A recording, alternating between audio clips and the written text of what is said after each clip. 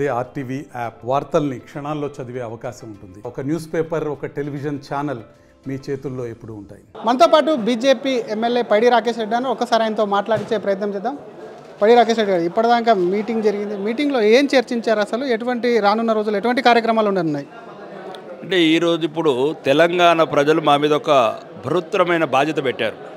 Parliament ఎన్నికలలో ప్రధాన ప్రతిపక్షంగా మమ్మల్ని గుర్తించి 8 సీట్లు పార్లమెంట్ సీట్లు గెలిపించి ఈ ఎవరైతే ఫామ్ హౌస్లో పడుకున్న ప్రతిపక్ష నాయకుడు ఉన్నాడో ప్రజల పట్ల కనీస బాధ్యత మరిచినోని జీరోకు పరిమితం చేశారు. ఇంకా ఈ వర్క్షాప్ ఉద్దేశం ఏంటంటే ఆ ఫామ్ హౌస్లో పడుకున్న ప్రతిపక్ష నాయకుడిని పర్మనెంట్ జీరోకు పరిమితం చేయడము. రెండోది, దుర్మార్గమైన కాంగ్రెస్ ప్రభుత్వాన్ని ఎట్లయితే ప్రజా వ్యతిరేక చర్యల ద్వారా మోసపూరిత వాగ్దానాల ద్వారా గద్దెనెక్కిందో తెలంగాణ ప్రజలు అర్థం చేసుకుంటున్నారు. అలానే వాళ్ళని ఎట్లయితే త్వరలోనే ప్రజా వ్యతిరేక ప్రభుత్వంగా ప్రజలలోకి వెళ్ళి వాళ్ళకు ఒక నమ్మకం కల్పించి ఈ ఉద్యమం ముందుకు తీసుకెళ్ళటము, ప్రజల తరపు నుంచి పోరాటము, వచ్చే ప్రభుత్వం ఎట్లా ఏర్పాటు చేయాలనేది ఎన్నికల ద్వారా అంతే. మరొక వైపు ఢిల్లీ పర్యటనలో దాదాపుగా 3-4 రోజులు గడిపాడు. అక్కడక్కడే ఉండి నిన్న వచ్చారని తెలుస్తుంది. ఏం చెప్పారు ప్రధానిని కలిసినప్పుడు? మీకు ఎట్లా అనిపించింది ఆ ఫీలింగ్? అసలు చెప్పాను కదా, ప్రధానిని కలిసినప్పుడు ఏదైతే మహాభారత యుద్ధంలో అర్జునుడికి గీతోపని చేసిన కృష్ణుల్లాగా మా 20 మంది శాసనసభ్యులు పార్లమెంట్ సభ్యులకు సుమారు 40 నిమిషాలు ధర్మాన్ని గురించి, అధర్మం అంటే కాంగ్రెస్ పార్టీ చేసే మోసపూరిత చర్యలు, ప్రజా వ్యతిరేక వాగ్దానాలు కావచ్చు, ఎటువంటి నైతిక బాధ్యత లేకుండా పరిపాలించడము, అవినీతిమైపోయిన ఈ ప్రభుత్వాన్ని మీరు ఎండగట్టి ప్రజల్లోకి వెళ్ళి ప్రజా మన్ననలు పొంది తెలంగాణలో భారతీయ జనతా పార్టీని అధికారంలోకి తీసుకురావాలని దిశానిర్దేశం చేశారు. ఏమన్నా భరోసా ఇచ్చారా? ఏమన్నా ఏదైతే ఆ గీతోపదేశం ఉందో అదే భరోసా మాకు. కానీ నేతలందరికీ కూడా ఒకవైపు సీరియస్ అయ్యారు, ఒకవైపు కలిసికట్టుగా వెళ్ళండి అని చెప్పి ఒక ఇంటి ఇచ్చినట్టయితే సమాచారం అంతా నిజమేనా? అట్లాంటిది ఏమన్నా? ఇప్పుడు అవన్నీ అదేదో బయట మాట్లాడిన మాటలు కావాల్సింది ఏంది? ఇప్పుడు మేము ఎట్టి పరిస్థితుల్లో కూడా ఈరోజు తెలంగాణ ప్రజలు భారతీయ జనతా పార్టీని కోరుకుంటున్నారు. దానికి నిదర్శనమే 36% ఓట్లు, 8 పార్లమెంటు సీట్లు, 6 సీట్లలో 2వ స్థానంలో ఉన్నాము. ఇంకా ఏదైతే ఈ ప్రజా కంటకుడు తెలంగాణ రాష్ట్రాన్ని అప్పుల కుప్ప చేసిన ఈ కేసీఆర్ జీరోకు పరిమితమై ఫామ్ హౌస్లో పడుకుని అడ్రస్ లేకుంటున్నాడు ఈరోజు. అట్లాంటి ఆ జీరోని పరిమితం ఎప్పటికి జీరోనే చేయాలనేది ఉద్దేశం. కానీ బీజేపీ ఎప్పుడు చెప్తా ఉంటుంది మేమే ప్రతిపక్షం, మీరే ప్రధాన ప్రతిపక్షము, మేము ఆల్టర్నేట్ అని చెప్తుంది. కానీ ఎక్కడ కూడా అది ఎన్నికల్లో వెళ్ళదు, గెలవదు అనేది ఒక చర్చ కూడా కొంతమంది చెప్తున్నటువంటి. ఎన్నికల్లో గెలిచిందే చెప్తున్నాం కదా. 30 చేవల్ ఎవరు గెలిచిండ్రు, సికింద్రాబాద్ ఎవరు గెలిచిండ్రు, మల్కాజ్గిరి ఎవరు గెలిచిండ్రు, నిజామాబాద్ ఎవరు గెలిచిండ్రు, కరీంనగర్ ఎవరు గెలిచిండ్రు, మోడీ చరిష్మాతో గెలిచినట్టు. ఇప్పుడు మోడీ చరిష్మా, కార్యకర్తల బలము, కార్యకర్తల పోరాటము, ప్రజల ఆశీర్వాదము ఇవన్నీ ఉంటాయండి. ఒక విజయం వెనుక నరేంద్ర మోడీ గారి ముందు వరుసలో ఉన్న మిగతా ఎన్నో విషయాలు యాడ్ అవుతాయి. ఈరోజు తెలంగాణలో ఒక దృఢమైన పార్టీకి నిలబడ్డది భారతీయ జనతా పార్టీ. మేము 8 ఎమ్మెల్యేలం కావచ్చు, 8 మంది ఎంపీలం కావచ్చు, జరిగే చరిత్రల పరిణామాలు చూపిస్తాయి.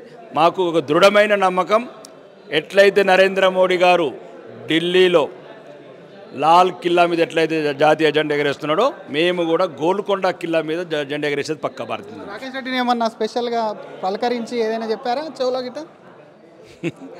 నేను రాజకీయాలకు కొత్త అండి, అంత పెద్ద ఊహించుకోవట్లేదు. అంత సంతోషంగా ఒక కన్న తండ్రిలాగా మాట్లాడాడు. మా జీవితంలో మర్చిపోని రోజు, రాజకీయ రంగంలో ఉన్న రోజు, ఉత్తేజగా చేసే ఒక అతను ఏదైతే మాకు దిశానిర్దేశం చేశాడో, ఒక గీతోపదేశంలాగా చేశాడో, నా రాజకీయ జీవితంలో ఉన్న రోజులు ఉపయోగపడుతుంది అది.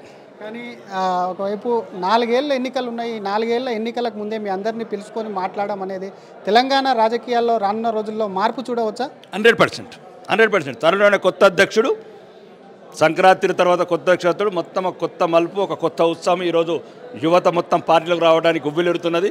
కొత్త నాయకత్వము, వేరే పార్టీలలో కూడా చాలామంది రావడానికి సిద్ధంగా ఉన్నారు. దానికి సరైన ప్లాట్ఫామ్ క్రియేట్ చేస్తాం. మొత్తం తెలంగాణ రాష్ట్ర వ్యాప్తంగా కేసీఆర్ కుటుంబం ఒకటి చెడిపోయింది వచ్చు, కానీ మిగతా తెలంగాణలో మొత్తం నాయకులు కావచ్చు, అందరు కావచ్చు, ఈరోజు భారతీయ జనతా పార్టీ వైపు చూస్తున్నారు. ప్రజలకు ఏదైనా ఒక సరైన ప్రత్యామ్నాయం కావాలని చూస్తున్నారు. అది భారతీయ జనతా పార్టీ వైపు చూస్తున్నారు. మా కొత్త అధ్యక్షుడు, రాష్ట్ర కార్యవర్గము ఆ దిశలోనే అడుగులేస్తుంది. రాష్ట్రం మొత్తం చుట్టి ఎక్కడెక్కడైతే నిరాశతో ఉన్నారో, రాజకీయ ఒక నిర్లిప్త నిశ్శబ్దం నెలకొన్నదో తెలంగాణలో, దాన్ని అంతా చైతన్యపరుస్తాం, ఏకీకరణ చేస్తాం, కొత్త నాయకులను చేర్చుకుంటాం, యువతరంగానికి ప్రవేశాలు పెడతాం. కొత్త అధ్యక్షుడే వస్తారా లేకపోతే కొత్త ప్రభుత్వం కూడా ఏర్పడుతుందా రాష్ట్రంలో? కొత్త ప్రభుత్వం ఏర్పడడం అనేది అది కాంగ్రెస్ వాళ్ళ చేతిలో ఉంది. ఇప్పటికే 6 ముఖ్యమంత్రులు వాళ్ళని కుమ్ములాటలు వాళ్ళ రకరకాల, కాబట్టి అది వాళ్ళని ఎవ్వరు కూల్చే అవసరం లేదు. ఒకవేళ అట్లాంటి వాళ్ళు కూల్చుకున్న రోజు భారతీయ జనతా పార్టీ సరైన చర్యలు తీసుకుంది. ఈ డిస్కషన్ జరిగిందా అక్కడ?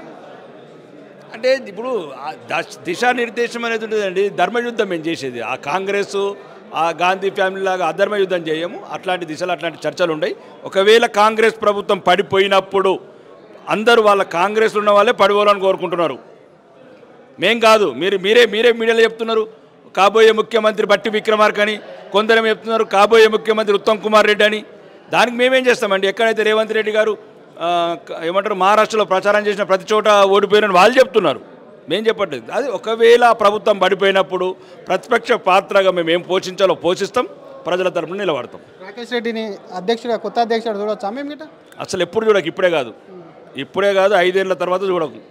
5 ఏళ్ల తర్వాత మామూలు శాసనసభ్యుడిగా ప్రజల తరపున ప్రతిపక్షంగా కొట్లాడతాను, నిలబడతాను. అంత పెద్ద కోరికలు పెట్టి నన్ను అంత ఇబ్బంది పెట్టకండి.